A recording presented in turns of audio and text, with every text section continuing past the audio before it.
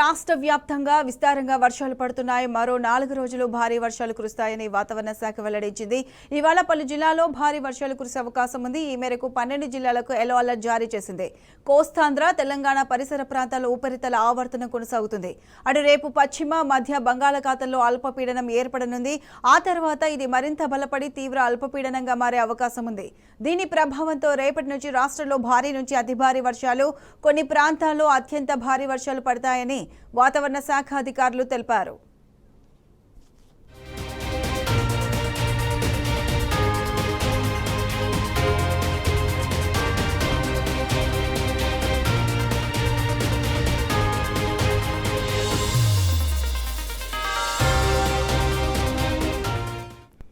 ఇవాళ ఆదిలాబాద్, ఆసిఫాబాద్, మంచిర్యాల, నిర్మల్, జయశంకర్, భూపాలపల్లి, ములుగు, కొత్తగూడెం, ఖమ్మం, మహబూబాబాద్, వరంగల్, హన్మకొండ జిల్లాలో భారీ వర్షాలు పడతాయని వాతావరణ శాఖ తెలిపింది.